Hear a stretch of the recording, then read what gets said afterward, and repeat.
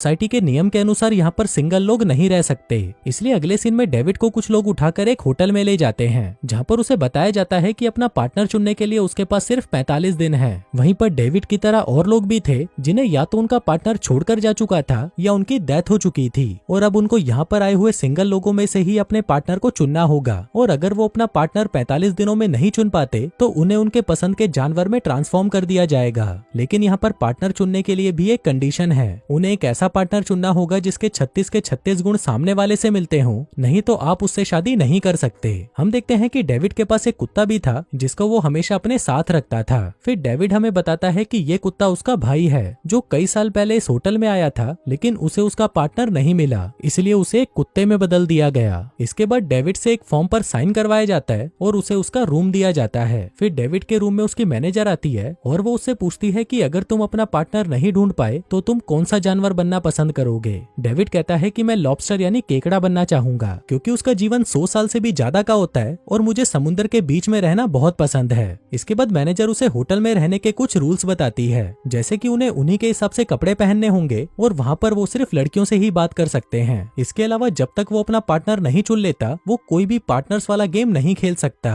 और लास्ट और सबसे जरूरी बात, वो होटल में हाथ गाड़ी नहीं चला सकता, पर हाँ वो होटल की नौकरानियों के साथ मजदूरी कर सकता है। लेकिन यहाँ की नौकरानियां भी काफी चालाक थी, वो सिर्फ मर्दों का सामान सहलाकर वहाँ से चली जाती थी ताकि हवस से भरा हुआ आदमी अपने पिछवाड़े का पूरा जोर लगाकर अपने पार्टनर को ढूंढने में लग जाए। फिर अगले सीन में हम डेविड को लंच करते हुए देखते हैं, जहाँ पर वो रॉबर्ट और जॉन नाम के दो चूतियों से मिलता है और ये लोग भी यहाँ पर अपना पार्टनर ढूंढने आए थे। फिर कुछ देर तक बातें करने के बाद वो तीनों काफी अच्छे दोस्त बन जाते हैं। आगे हम देखते हैं कि उस होटल से कुछ लोग भाग भी गए थे क्योंकि वो जानवर नहीं बनना चाहते थे, और ये जितने भी लोग यहाँ से भागे थे वो सभी जंगल में ग्रुप बनाकर रह रहे थे। लेकिन होटल वालों ने भी एक हंटर्स का ग्रुप बनाकर रखा था जिसमें वहाँ के जितने भी सिंगल लोग थे उन्हें भागे हुए लोगों का शिकार करना होता था। ऐसे ही एक दिन जब डेविड शिकार पर जा रहा था तभी उसके पास एक लड़की बैठी होती है जो उससे पूछती है कि क्या तुम मेरे पार्टनर बनना चाहोगे, क्योंकि मेरे पास बहुत कम टाइम बचा है। लेकिन डेविड को उसकी बंजर गुफा में कोई इंटरेस्ट नहीं था, इसलिए वो उसे मना कर देता है। इस पर वो लड़की कहती है कि अगर मुझे कोई भी मर्द नहीं मिला तो मैं खुद को खुशी दे दूंगी, क्योंकि मुझे कोई भी जानवर में नहीं बदलना। फिर एक दिन स्विमिंग करते हुए रॉबर्ट जेसिका नाम की एक लड़की को अप्रोच करता है जिसके नाक से हमेशा खून निकलता रहता था, लेकिन रॉबर्ट और उसके बीच में कोई सिमिलैरिटी नहीं थी, इसलिए रॉबर्ट भी अपने आप को चोट पहुंचा देता है जिससे उसके नाक से भी खून बहने लगता है। अब ये देखकर जेसिका समझती है कि शायद रॉबर्ट को भी उसी के जैसी बीमारी है और उन दोनों के पार्टनर बनने के लिए ये सिमिलैरिटी होना काफी था, जिसके कुछ दिनों बाद ये दोनों आपस में शादी कर लेते हैं। फिर शादी के बाद हम देखते हैं कि या तो रॉबर्ट खुद को चोट पहुंचाता था या वो अपनी शर्ट पर केचप या लाल रंग लगा देता था ताकि उसके पार्टनर को लगे कि उसकी नाक से भी खून निकल रहा है। अब ऐसे ही काफी दिन बीत जाते हैं लेकिन डेविड को उसके जैसा पार्टनर नहीं मिलता।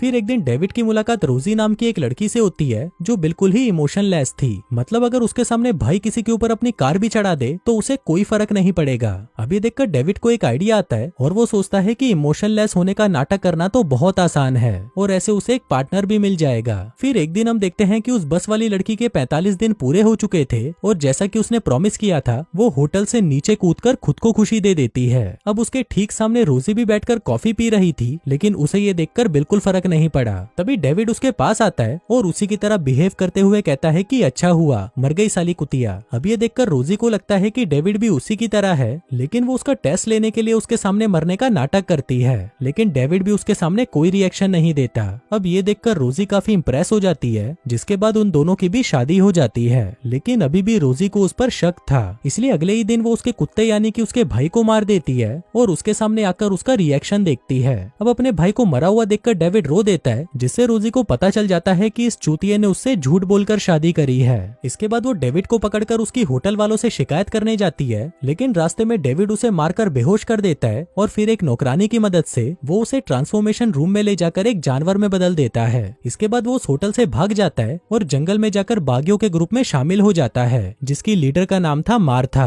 आगे हम देखते हैं कि इस ग्रुप के कुछ नियम थे, जैसे कि इस ग्रुप के लोग आपस में किसी से भी प्यार या मजदूरी नहीं कर सकते और अगर ऐसा करता हुआ कोई पकड़ा गया तो मर्दों का हथियार काट दिया जाएगा और औरतों के जंगल में आग लगा दी जाएगी। दरअसल मार्था को प्यार से बहुत ही नफरत थी और उसे लगता था कि प्यार सिर्फ दिखावा है और अगर लड़ाई के दौरान इनका कोई भी साथी घायल हो जाता तो ये भीसड़ी वाले उसे वहीं पर मरने के लिए छोड़ देते, क्योंकि इनके लिए अपनी जान बचाना ज्यादा जरूरी था। फिर मार्था डेविड से कहती है कि अगर तुम्हें ग्रुप में रहना है तो हमारे तुम्हारे ये सारे रूल्स फॉलो करने होंगे, जिस पर डेविड भी मान जाता है। फिर यहाँ पर हमें ये भी पता चलता है कि होटल में जिस मेड ने डेविड की मदद की थी वो भी इस ग्रुप से मिली हुई थी। दरअसल वो भी अपने पति से परेशान होकर उसे छोड़ना चाहती थी, लेकिन फिर वो सिंगल हो जाती और उसे यहाँ पर एक पार्टनर चुनना पड़ता। इसलिए वो रोज अपने हस्बैंड को चूतिया बनाकर यहाँ पर आती थी और मार्था को होटल की सारी जानकारी देती थी। इसके बाद हम डेविड को देखते हैं, जिसकी मुलाकात उस ग्रुप की एक लड़की नताशा से होती है। उसे पता चलता है कि उसकी दूर की नजर कमजोर है और ये चीज उन दोनों में कॉमन थी। इसलिए अब ये देखकर डेविड उसके पीछे किसी पागल कुत्ते की तरह पड़ जाता है। आगे हम देखते हैं कि इस ग्रुप के सदस्य हफ्ते में एक बार फॉर्मल कपड़े पहनकर और पति पत्नी बनकर शहर में जाते थे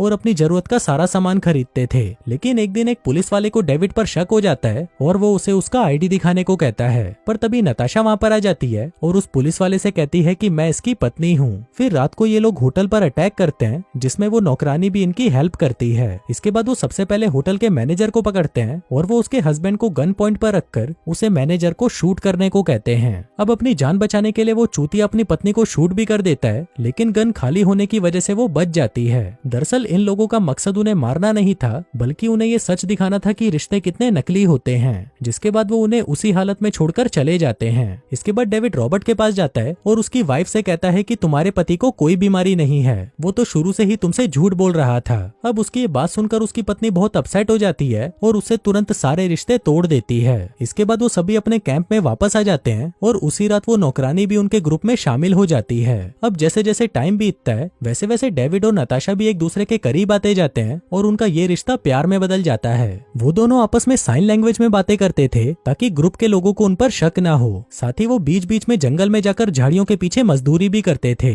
अब वो दोनों यहाँ से भागने के बारे में सोचने लगते हैं, लेकिन फिर एक दिन अचानक मार्था को उनके रिलेशनशिप के बारे में पता चल जाता है, क्योंकि नताशा अपनी सारी सीक्रेट बातें एक डायरी में दिखा करती थी और वो डायरी गलती से मार्था को मिल जाती है। अब ये देखकर उसे बहुत गुस्सा आता है, लेकिन अभी वो उन्हें इसके बारे में कुछ बोल नहीं सकती थी। फिर एक दिन वो नताशा को डॉक्टर को दिखाने के बहाने हॉस्पिटल लेके जाती है। वो उसे कहती है कि इस ऑपरेशन के बाद तुम्हारी आंखें ठीक हो जाएंगी, लेकिन वो बहन की घोड़ी डॉक्टर की मदद से उसे अंधी कर देती है ताकि डेविड के साथ उसकी कोई सिमिलैरिटी ना रहे। फिर एक दिन जब नताशा को इसके बारे में पता चलता है तो वो बौखला जाती है और मार्था के ऊपर हमला कर देती है, लेकिन अंधी होने की वजह से वो मार्था की जगह उस नौकरानी को मार देती है। फिर जब डेविड को इसके बारे में पता चलता है तो वो काफी उदास हो जाता है, क्योंकि वो दोनों तो यहाँ से भागकर एक नॉर्मल लाइफ जीने के बारे में सोच रहे थे, लेकिन अब ये पॉसिबल नहीं था क्योंकि अब इन दोनों के बीच में कोई सिमिलैरिटी नहीं बची थी। फिर गुस्से में डेविड उसे कहता है कि मैं मार्था को मार डालूंगा, जिसके बाद वो मौका देखकर मार्था को दबोच लेता है और उसे बेहोश करके एक कब्र में फेंक देता है, जहाँ पर कुछ जंगली कुत्ते आकर उसे खा जाते हैं। जिसके बाद डेविड उसे वहाँ से भगा ले जाता है। वो दोनों एक रेस्टोरेंट में जाते हैं जहाँ पर डेविड एक चाकू मंगवाता है, क्योंकि उसे भी अंधा होना था ताकि उन दोनों के बीच में फिर से सिमिलैरिटी आ जाए। फिर वो बाथरूम में जाकर अपनी आंखों में चाकू मारकर अंधा होने की कोशिश करता है और वो ऐसा नहीं कर पाता।